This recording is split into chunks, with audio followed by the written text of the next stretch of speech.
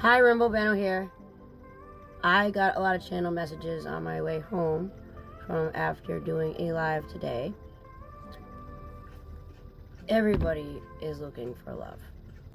Everybody wants to be loved. Isn't it funny that there's so many people in the world, but everybody is looking for love? And the numbers multiply every year.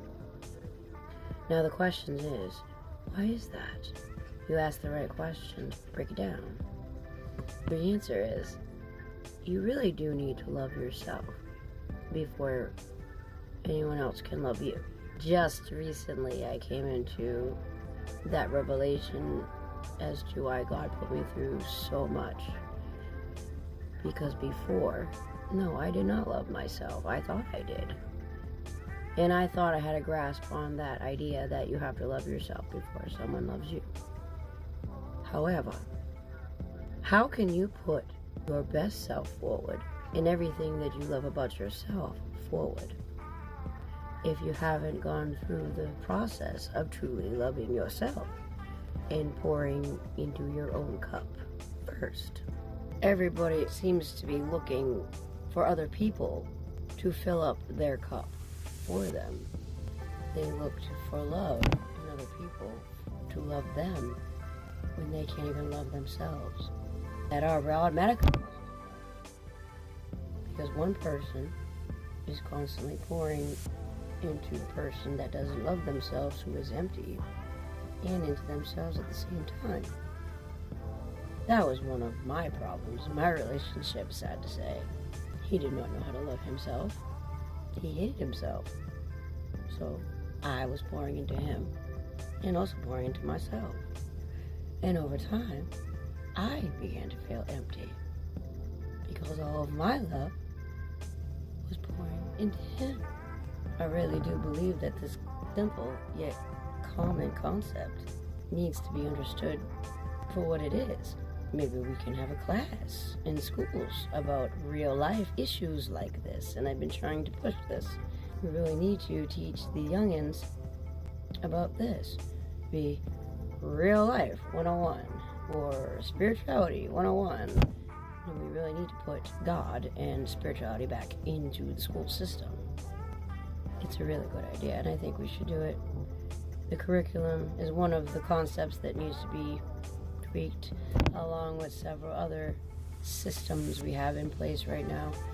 I have several books, and I do believe, really truly, if we put them into effect, it will cause a lot more balance, a lot more harmony, and peace, equality, and just balance within the human society, at least in America. But America seems to be maybe if we start it, the rest of the world will follow. Not trying to pretend to know everything, but someone needs to step up and say something and do something, and I am trying to take the initiative to change things for the better, because I don't know about you, but I see things as they are, and it sucks, right? The reason why the healthcare system are overflowing and why everybody needs to go to therapy and why there's so many people on drugs and so many people having all of these emotional problems, not knowing themselves. But then we like to cover it up and mask it up with drugs when there's way easier ways to solve the problem, such as, hey, why don't we teach people the right way instead of just putting a band-aid over things and pretending it's okay? Wants to work with me and try to change things. I mean, I'm trying to write up a curriculum right now, a set of guidelines for therapists. I know you need a certificate and all that. I'm still a fan of, hey, we should take a test for said career or to see if you know what you're doing, and if you do, then you pass. Why should you have to go to school for something right now? And just because you didn't get the degree, so to speak, doesn't mean that you don't know what you're talking about. You can learn just as much through life experience. And I'm not discrediting anybody who actually did go to school, because yes, there are some professions that you do need to go to school and get a degree for. I'm not talking about those. Just so we're clear. I'm not trying to your knowledge. Thank you. I'm talking about the other fields where you could easily just take a test and prove that you know what you're talking about. How competent am I now? I ask. Do you think I'm competent? Really? Do I know what I'm talking about? Just because it's on paper does not mean it's true. In the justice system, really, truly believe that we should foster more love and understanding instead of fear tactics and control. I think that we'd get a lot further. Now, I'm not talking about like murderers and rapists and shit like that. I'm talking about people such as you and me who tend to just maybe make a mistake. You could easily have compassion and actually teach better with people like that rather than fear tactics and control.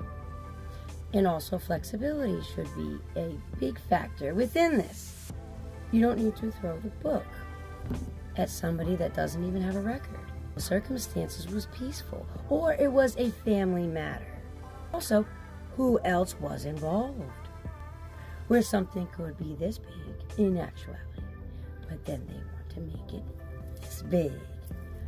It should be based upon facts, circumstance, history, character, the actual rules. What actually happened instead of what they said happened. For example, if you say, I do not wish to press charges, then let it be that. Police officers don't need to come in and say, no, you need to check this box. It needs to be checked. And then not tell them that they have the rights not to check it at all. Enough of the injustice, the trickery, the lies, and taking advantage of the ignorant. Additionally, should be flexible because every single person is different. Every single circumstance is different. Everything, the whole factors, every factor is different. So why are we charging people based on one law? Based on everything? Why can't we factor in all of it and have the correct punishment? It's the same as a doctor. You have to put every factor in. You're not just going to give them the book because the book says they have this. Give them the correct diagnosis and give them the correct medicine. I cannot understand why the book gets thrown at someone who doesn't even have a record, who has really done nothing wrong. I mean, if you take away law, what actually happened? In my case, and they're trying to slap a felony for not even driving a quarter mile down the road, trying to escape a toxic situation, a family fight that had 5 other people involved, and yet I'm the only one that got charged in a felony at that. Do you think there's something fishy here? I think so. Who knows, maybe God made this happen just so that I could put the idea, the seed into the system and say, okay, yes, things need to change for the better. Who knows? Hey, that was confirmation right there. That's what it was. Just as the camera shut off. Please seriously consider what I propose. They are good ideas. And it really doesn't change much of the system. And it needs to evolve. It's not working. This is why God put me here and forced me to go through all this. I believe it. Something that may seem like a curse could actually be a blessing. Telling people, listen to your intuition, even if it doesn't make sense.